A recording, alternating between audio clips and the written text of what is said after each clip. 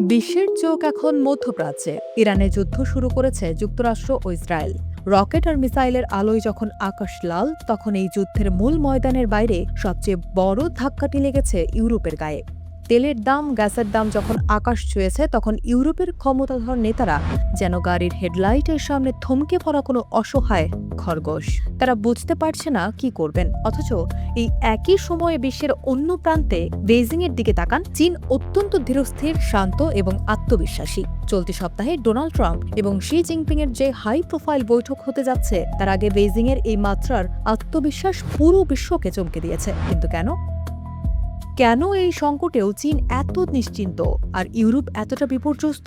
এর মূল কারণ হলো, চীন আজ থেকে প্রায় ১.৫ দশক আগেই বুঝতে পেরেছিল পৃথিবী একটা বিধিহীনতার যুগ বা আনঅর্ডারের দিকে যাচ্ছে। এটা কিন্তু সাধারণ কোনো বিশৃঙ্খলা নয়। বিশৃঙ্খলা মানে যেখানে নিয়ম আছে কিন্তু লোকে তা মানছে না। আর বিধিহীনতা হলো এমন এক নিষ্ঠুর পৃথিবী যেখানে নিয়মের আর কোনো মূল্যই অবশিষ্ট নেই। জোর যার, মূল্য তার। যখন ইউরোপীয় সরকারগুলো ভাবছিল ২০ শতকের পুরনো বিশ্ব ব্যবস্থা বা নিয়ম চিরকাল টিকে থাকবে, চীন তখন এই চরম নৈরাজ্যের মধ্যে কিভাবে একচ্ছত্র রাজত্ব করা যায় সেই কৌশল ছাড়াচ্ছিল। প্রায় ১৫ বছর আগে ইউরোপীয়রা যখন তাদের নিরাপত্তার দায়িত্ব ন্যাটোর উপর, বাণিজ্যের নিয়ম বিশ্ব বাণিজ্য সংস্থার উপর, আর জ্বালানির চাবি রাশিয়া ও উপসাগরীয় দেশগুলোর হাতে ছেড়ে দিয়ে নিশ্চিন্তে ঘুমাচ্ছিল, বেইজিং তখন গোপনে কোটি কোটি টন জ্বালানি তেল, খাদ্য আর সেমিকন্ডাক্টর মজুত করছিল। তারা জানত একদিন এই নিয়ম ভাঙার খেলা শুরু হবেই।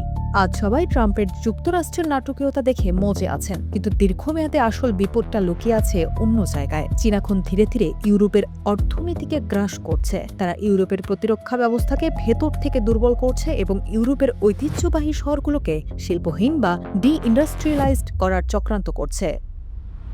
চীনের এই কৌশলের নাম অতিরিক্ত উৎপাদন এবং মুদ্রাস্ফীতির অস্ত্র। চীন নিজের দেশে এত বিপুল পরিমাণ পণ্য তৈরি করছে যে তারা এখন ইউরোপের খোলা বাজার সস্তা পণ্যে ভাসিয়ে দিচ্ছে। ফলে জার্মানি বা ফ্রান্সের মতো দেশের স্থানীয় শিল্পগুলো প্রতিযোগিতায় টিকতে পারছে না। ইউরোপ এখন কার্যত বেইজিং এর অর্থনৈতিক ব্ল্যাকমেইল বা চাপের মুখে। ভবিষ্যতের গ্রিন এনার্জি বা পরিবেশ বান্ধব শিল্পের দিকে তাকালে এই সত্যটা একদম পানির মতো পরিষ্কার হয়ে যায়। ইরানের যুদ্ধের কারণে জ্বালানি সংকটে পড়ে ইউরোপ এখন তড়িঘড়ি করে সোলার প্যানেল আর ইলেকট্রিক গাড়ির দিকে ঝুঁকছে। কিন্তু আফসোস, এই খাতের মূল উপাদান ব্যাটারি, বৈদ্যুতিক গাড়ি আর সৌর প্যানেলের পুরো বাজারটাই এখন চীনা কোম্পানিগুলোর পকেটে।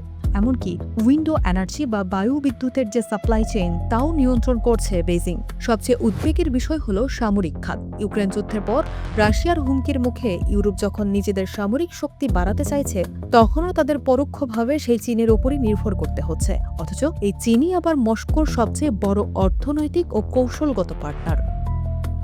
আপনাদের কি জানা আছে, বর্তমানে বিশ্ববাজারে ড্রোন সরবরাহের ৮০% নিয়ন্ত্রণ করে চীন? শুধু তাই নয়, যুদ্ধবিমান, ট্যাঙ্ক আর গোলা বারুদ তৈরির প্রধান কাঁচামাল হলো ম্যাগনেসিয়াম। আর এই ম্যাগনেসিয়ামের ৯৭% সরবরাহ আসে চীন থেকে। বেইজিং কিন্তু বারবার দেখিয়েছে তারা রাজনৈতিক স্বার্থে যে কোনো সময় এই সাপ্লাই বন্ধ করে দিতে পারে, যেমনটা ঘটেছিল ২০২৫ সালের অক্টোবরে। শুল্ক নিয়ে দ্বন্দ্বের জেরে চীন এমন এক অর্থনৈতিক চাল চালল যে ডোনাল্ড ট্রাম্প পর্যন্ত পিছু হটতে বাধ্য হয়েছিলেন। অথচ ইউরোপের অনেক নেতাই এখনও বোকার স্বর্গে বাস করছেন। তারা মনে করেন বেইজিং এর বিরুদ্ধে কঠোর হলে চীন হয়তো তাদের দেশে বিনিয়োগ বন্ধ করে দেবে। কিন্তু হাঙ্গেরি বা স্পেনের মতো দেশগুলোতে চীন বড় বড় বিনিয়োগের যে লোভ দেখিয়েছিল, বাস্তবে তার ফল এসেছে নামমাত্র।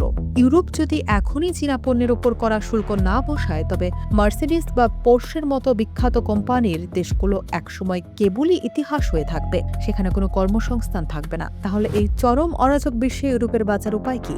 উপায় একটাই, অস্তিত্ব রক্ষায় ইউরোপকে এখন নিজেই চীন হয়ে উঠতে হবে। অর্থাৎ চীন যেভাবে নিজের স্বার্থ রক্ষায় কঠোর এবং আগ্রাসী, ইউরোপকেও সেই পথেই হাঁটতে হবে। ইউরোপীয়দের প্রথম কাজ হবে তাদের মূলধন বা পুঁজি যুক্তরাষ্ট্র কিংবা অন্য কোথাও পাচার না করে নিজেদের মাটিতে পরিবেশ বান্ধব প্রযুক্তি, কৃত্রিম বুদ্ধিমত্তা এবং প্রতীক্ষা খাতে বিলিয়ন বিলিয়ন ডলার বিনিয়োগ করা। নিজেদের সামরিক শিল্পকে বাঁচাতে খনিজ সম্পদের নিজস্ব মজুদ বা স্ট্র্যাটেজিক বাফার করে তুলতে হবে। ইউরোপের দেশগুলোকে এককাট্টা হয়ে প্রতিজ্ঞা করতে হবে তারা কেবল নিজেদের তৈরি ব্যাটারি ব্যবহার করবে এবং 5G বা অন্য কোনো গুরুত্বপূর্ণ অবকাঠামোয় চীনা প্রযুক্তি সম্পূর্ণ বর্জন করবে। তবে শুধু শুধু নিজেদের বাঁচানোই শেষ কথা নয়, ইউরোপকে বুঝতে হবে তাদের বাজারে প্রবেশাধিকার পাওয়াটা চীনের জন্য জরুরি। তাই ইউরোপের হাতেও বড় অস্ত্র আছে, আর তা হলো ইউরোপীয় ইউনিয়নের ট্রেড বাজুকা বা বাণিজ্য অস্ত্র। ফ্রান্সের উচ্চপদস্থ কর্মকর্তারা ইতোমধ্যেই ইঙ্গিত দিয়েছে তারা চীনা পণ্যের উপর 30% পর্যন্ত শুল্ক আরোপ করতে যাচ্ছেন। এছাড়া ডিজিটাল মার্কেটস অ্যাক্ট এর মাধ্যমে টিকটক বা আলিবাবার মতো চীনা টেক জায়ান্টদের ডানা ছেঁটে ফেলা সম্ভব। এমনকি ইউরোপ যদি চায় তবে চীনের আকাশে ওরা এয়ারবাস বিমানগুলোর সফটওয়্যার আপডেট বন্ধ করে দিয়ে তাদের অর্ধেক বাণিজ্যিক বিমানকে এক নিমিষে অচল করে দিতে পারে। এই পাল্টা আঘাতগুলোই কেবল চীন আর ইউরোপকে সমপর্যায়ে নিয়ে আসতে পারে। আর এই প্রস্তুতি কেবল চীনের বিরুদ্ধে লড়াইয়ের জন্য নয়, বরং ভবিষ্যতে যদি ডোনাল্ড ট্রাম্প ইউক্রেনের সহায়তা বন্ধ করে দেন কিংবা ইউরোপকে প্রযুক্তিগত সুবিধা দেওয়া বন্ধের হুমকি দেন, তবে সেই মার্কিন মোকাবেলাতেও এই আত্মনির্ভরশীলতা সাহায্য করবে। ইউরোপীয় সরকারগুলোকে পুরনো কাজের নিয়ম আঁকড়ে ধরার মোহ ছাড়তে হবে। এই বিশৃঙ্খল পৃথিবীতে টিকে থাকার একটাই সূত্র, শক্তির বিপরীতে পাল্টা শক্তি। ইউরোপ যখন নিজের স্বার্থে চীনের মতোই কঠোর হতে শিখবে, ঠিক তখনই তারা নিজেদের অস্তিত্ব রক্ষা করতে পারবে।